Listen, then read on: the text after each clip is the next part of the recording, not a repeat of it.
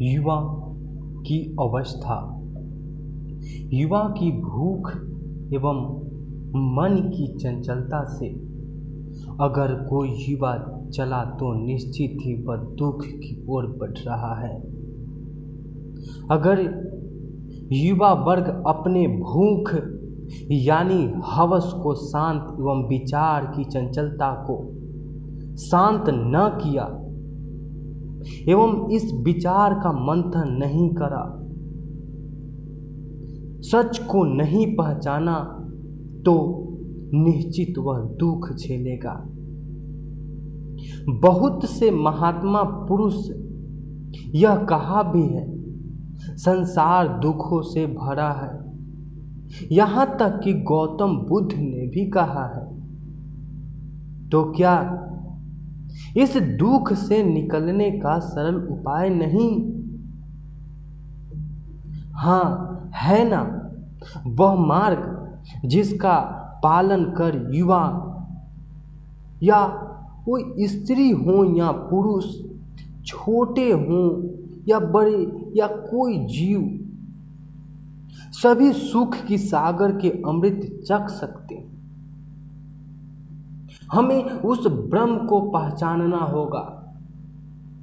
अब कहेंगे कि ब्रह्म है क्या, तो ब्रह्म के उस अमर तत्व को प्राप्त करने के लिए कुछ विचार का मंथन एवं अनुशासन की आवश्यकता होती है। अगर देखा जाए तो कुछ इनमें से देख लें। प्रथम जो नियम, प्रथम जीवन के 25 से 30 के बीच के काल में आप कोई ऐसा मार्ग ना चुनेंगे जिससे आपका ब्रह्मचर्य की हत्या हो। दूसरा, आप विज्ञान को मानते हुए अध्यात्म का भी स्वीकार करें।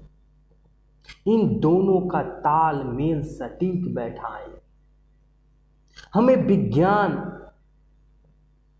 यानी कि आधुनिक शिक्षा से तो ओतप्रोत होना ही है, साथ साथ अपने पूर्वजों के सद्विचार अर्थात उनके द्वारा दिए गए सद्वाणी का भी अनुसरण करना है। रहा बात पूर्वजों का, बात क्यों समझूं, तो समझना होगा। हम Einstein, Edison, Newton, Satyendranath Bose को जिस प्रकार उनके दिए विचार को मानते, ठीक उसी प्रकार हमारे ऋषि मुनि ये सुविचार का पुस्तक दिया, ये ज्ञान दिया, अपने जीवन के अनुभवों को लिखा, समर्पित किया। अगला पीढ़ी से जान दोबारा गलती ना करे जिससे उन्हें दुख झेलनी पड़े। जिस प्रकार हमें आज के आधुनिक दौर में विश्व युद्ध, गृह युद्ध, अनेकों युद्ध पढ़ाया जाता है, वो महाभारत क्यों न हो, ठीक उस पूर्वज के काल के समय की घटना को पढ़ना चाहिए ताकि पुनः ऐसा नरसंहार ना करे। तीसरा, हमें प्रत्येक ब्रह्म बेला में यानी सूर्योदय के ठीक पहले शौचाचार से निर्वृत्त होकर ध्यान में बैठना चाहिए। यह ध्यान कम से कम 45 मिनट या 1 घंटे की होनी चाहिए एवं जो इससे भी सक्षम है थोड़ा और समय दे सकते हैं।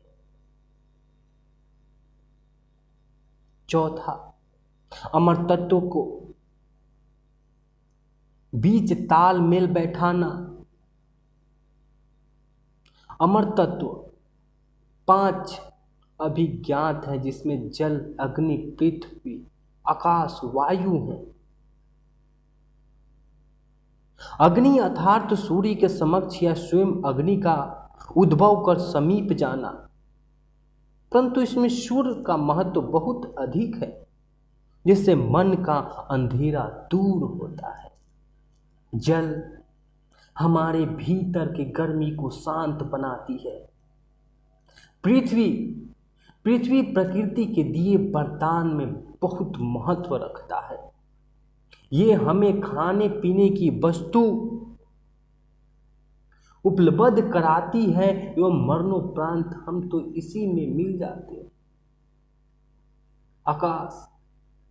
आकाश तो हमें जीतने का मार्ग दिखाता है एवं जब भी जीत हासिल होती है तो लगता कोई तो है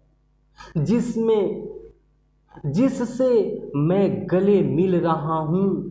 अक्सर ऐसा लोगों को करते देखा गया है। जब जीत मिली तो बाहें फैलाकर ऊपर देखना, ये बहुत अच्छा सुकून देता है। हवा तो हमारे इस यंत्र को चलाने के लिए लगता सिर्फ बनी है।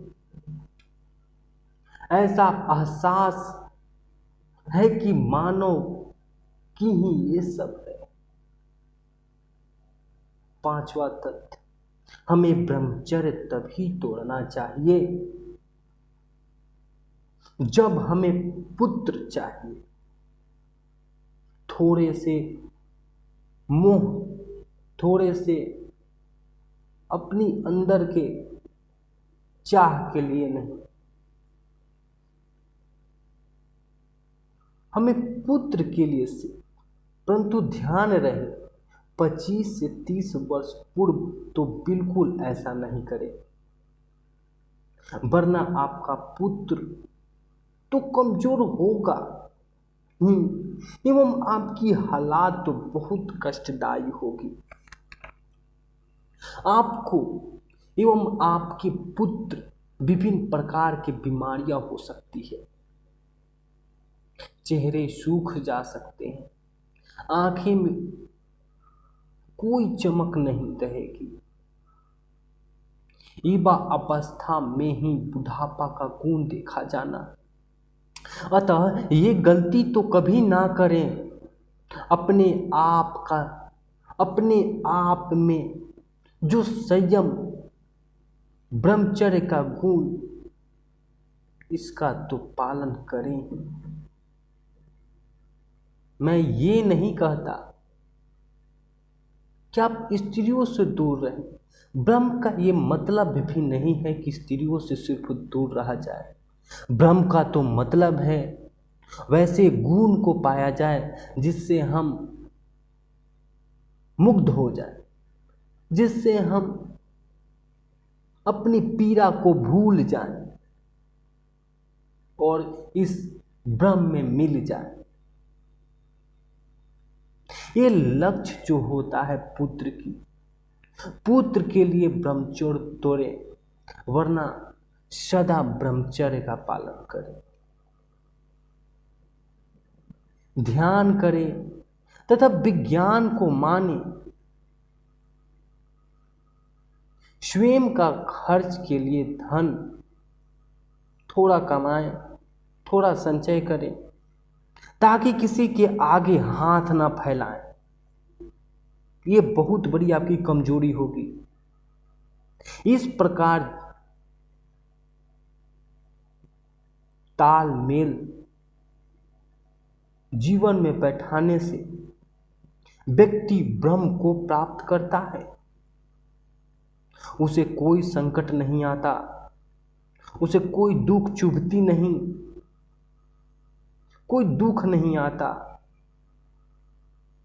उससे अच्छा से सामना कर पाता है, उस कष्ट को अच्छा से झेलता नहीं, उसे अच्छे से सामना कर पाता है, उससे वो तुरंत मुक्त हो जाता है। वह युवा अंधेरे से बाहर निकलता है। उसके बाद उस युवा के लिए प्रसन्नता के अलावा कुछ नहीं है, सिर्फ प्रसन्नता ही प्रसन्नता है।